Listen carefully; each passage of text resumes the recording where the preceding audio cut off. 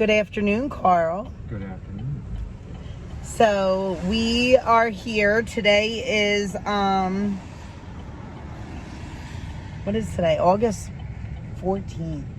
Not August. I mean October. Oh my gosh. You're back in August, man. No, I don't want to be back in August. My brain doesn't work these days. So today is October 14th. We are now, I don't know, 14, 15, 16, like 17 days post Hurricane Helene. Yeah. About 17, 18 days. Again, brain isn't quite working. We're just trying to get caught up on some mowing now. Yeah. So you can hear us better now. We closed the windows, but it is nice. It's cooler out. It's about 65 degrees. And it's going to get cold. We're supposed to get freezes this week. Yeah. So the first thing that I would like to state is we really appreciate all the help that has been sent here to Western North Carolina, all the supplies that have been sent here to Western North Carolina. Yeah, it's been overwhelming. Like our community and the people outside have come together so good for everybody. It's all down to everybody's been helping. Even our National Guard and FEMA and all that has been here helping since like day 2, I think it was. Right. Even though you hear that nobody's helping, it's everywhere here. I mean, if you don't live around here, you shouldn't be saying anything about around here. Yeah. Unfortunately, we are hearing things that are hurting our heart more, I think, instead of, and impeding our recovery. So that's hard, to be involved in social media and to hear things against your communities. And these are from people who don't even live here. Who aren't here on the ground. And they don't have boots on the ground. They do not have firsthand knowledge, even though they're stating they have firsthand knowledge.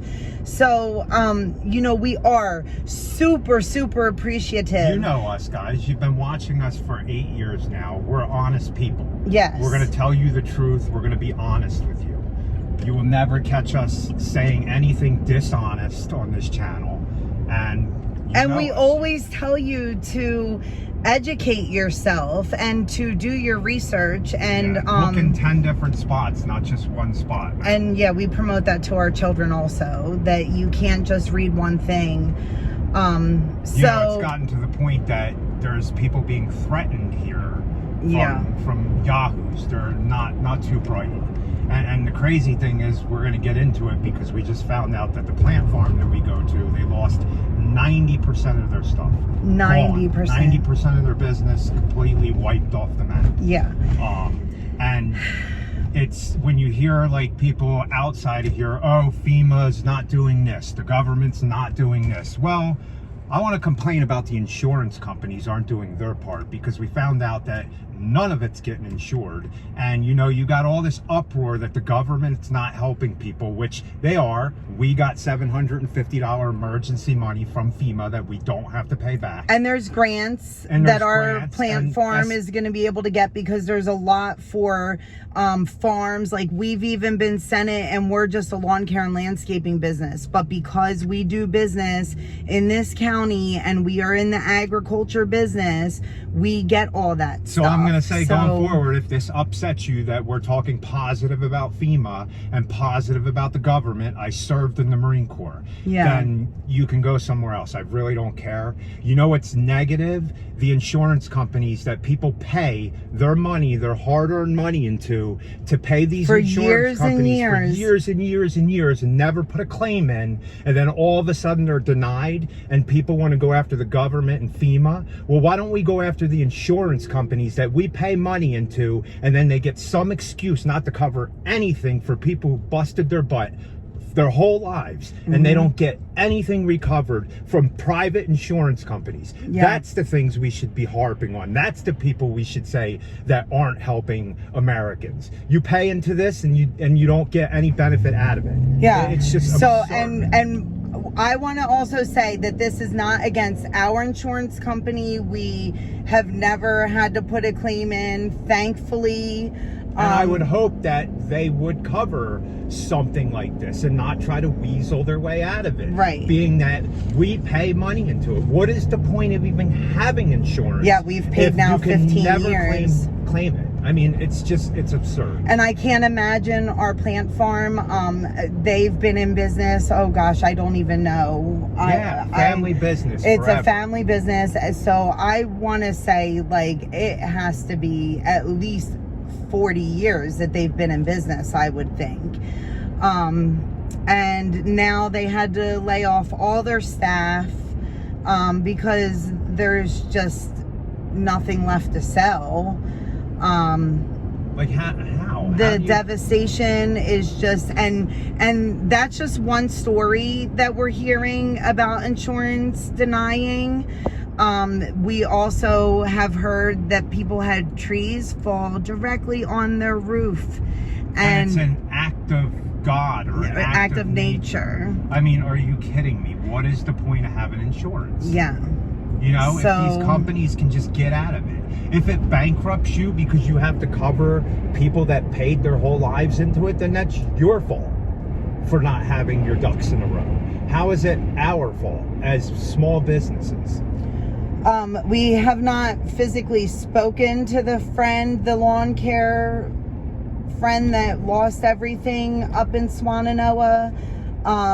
But I'm assuming that he did not have flood insurance, and I don't. And the area he was in would have never expected to have that kind of flood. No. So I'm imagining they're probably not going to cover all his equipment. Yeah, I don't. And it was absurd. a brand new aerator that he just bought for this season. So if you guys want to take your anger out on people, don't do the government. Go after these insurance companies that it's from here all the way down into Florida. I've seen stories in Florida about people, you know, they pay Probably their insurances, Georgia, everywhere, how they pay these insurance companies and they just don't get what they pay out of it. So please, you know, let's rally together for these small businesses that lost everything. If you guys do want to help and you want to donate, try to find small businesses that are still able to sell online, you know, from Asheville. There are lots of them.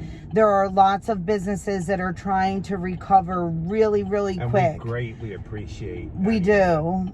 You know, shop those small businesses, and if you guys find a small business that, you know, needs to be supported, then please put it down below. We would love to get the word out just so that we can start rebuilding that much quicker. Yes. So if you keep watching, if you haven't run away, because we really don't do rants on this channel much. No, it's not really. When it's your real life you're going through and it's happening to you, it's hard. And it's surreal when you still. See this very stuff, surreal. And just if you've watched this far, the reason why people haven't been gotten to, or however you would say that, is some of these places up in the mountains. You watch some of the stories where people had 3 days they had to cut out of their own driveways. Yeah. So when there's roads and bridges and stuff going, you just can't land a helicopter on trees. No. You have to have an area safely to be able to do that. I mean, it's and that's also why we need, you know, FEMA and military and the National Guard. And that's why we know that they're here. Because, I mean, there's showers set up for people. Our community doesn't have water in a lot of areas because 90% of the water is fed from one aquifer, or 80%, I think it was, one reservoir. It knocked out the main pipe that was 36 inches wide. Yes. That's a huge infrastructure build. They got to rebuild all that. So I think they've been drilling wells around at schools and stuff to help to try to get people back to some type of normalcy. And yes, the first few days the community did come together, and we had to come together, and we had to work together, and it worked out awesome. We had to do that because we don't have 20,000 troops set up here in the mountains. You know what I mean? So the community does have to come together first. And that's a good thing. We all work together. Yeah. I don't understand how it's a negative thing that the community had to come together. I mean, we were as prepared as we could be. I believe our government was prepared as they could be. There were areas that flooded that have never flooded in anybody's history here. Even the Great Flood of 1916, it flooded way higher than that. Way higher. So. All right, let's go get some work done today, though. Man, look at the size of this tree that came down here. Ooh, boy.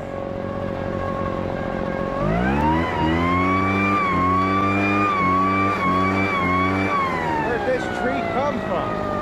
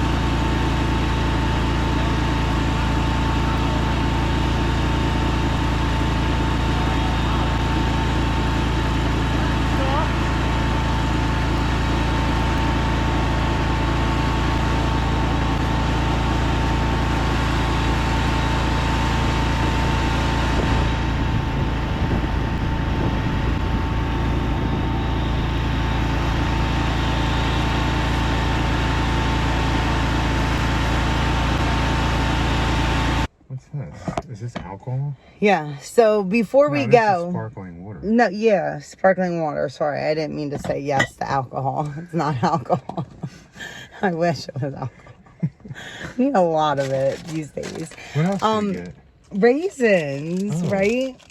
So this is how much our clients love us. It was extremely overgrown. And did you... Somebody mowed it. Yeah, did you find out who? We think it was a neighbor. But I don't because it was only half done. And then you guys saw that I only got half done before my belt broke. Well, her belt broke because her spindle broke. Yeah. So the boss is going to need a new spindle on the beast. Yeah, I don't think this spindle is going to be okay with just a new belt. I think we're going to have to replace the spindle. It's been making noises anyway. It has been making noises, and we've been like just waiting for it to happen. Almost. I mean, it has 1,700 probably hours on it. So. But I also did want to mention, because, you know, we were talking Hurricane Helene. And another thing that I wanted to mention to you guys, we were in a complete blackout, and I don't know if you guys know that. There were only a very few people that Carl's was able to get like text out to. The one phone number was able to get text out to and receive text. Other than that, family couldn't get a hold of us outside of this area. Anybody inside this area couldn't get a hold of us. We were in a complete blackout. We couldn't get a hold of anybody. We would have to drive to find like internet. And we showed up to a client's house today. And again, this is like 17, 18 days past. And we had spoken to her. We finally did end up getting text through to each other. Yeah. But she told me today, she showed me her phone. She must have put out 20 texts to us before we were able to get one and able to respond. So she was actually stuck outside of our town in another Cherokee, town. Where we go, you guys have seen videos. We actually just hiked Mingo Falls. Yeah, right out in Cherokee. So hopefully that wasn't devastated.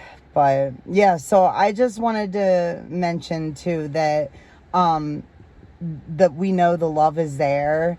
And if you guys did reach out to us in any way, or we so appreciate it. Yeah, we very much appreciate it. And if we didn't respond, it really is because we probably didn't get it or whatever. And again, thank you very much. We do appreciate all the love. Yeah. So, all right, let's go home. Yeah, we're done for the day. We need a new belt now before we can continue to work. Oh, and a spindle. A new belt and a spindle. Well, we can still mow. I still have mowers. But you know what? We have a lot of lawn care work still to do, don't we? Like, I made a list. There's people we still have to seed. Yeah, I mean... And my mindset is I'm going into candle making now. You know, into the winter. Into the winter months, yeah. So...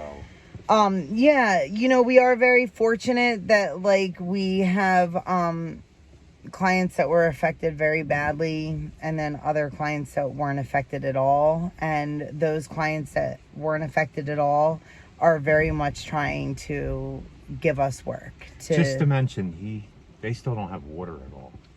They still don't have water. So he told me he went to the store and bought like 30 gallons. So maybe we go clean out our 3-gallon jugs. Really good. Fill them all up with water from our well and bring about, I think we have 10 of them. So that would be 30 gallons that they could use for toilets and stuff. Right. Okay. I did not know that. So that's something that we're going to have to do. Yeah. And swing by to get them water. I mean, we're fortunate enough in our town, we have water. We're Henderson County. We're the second hardest hit county that was hit. Yeah. And then Buncombe County's right above us. That was the hardest county hit, Buncombe County. Yeah. That's where the death toll is at 70 something. And there still might be a couple hundred missing still. So then, That's another thing. That's a rumor that there's thousands of body bags with thousands of people dead here. It's not that, guys. It's people died, and that's serious, but it's not thousands and thousands of people. Everybody around here knows everybody. There's lists of missing people, and as people are being found with cell service and stuff like that, they go off the list, and I think we're down to like 200-300.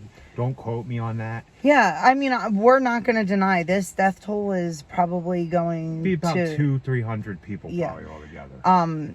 And I think that we lost a lot of pets. I think people lost a lot of pets, a lot of wildlife. And we did lose somebody that we knew, that we did work for. Their house and them and their pet got taken down the Shenandoah River, and he actually wasn't even found. No, I thought somebody said they found him. I don't think that they did find him yet.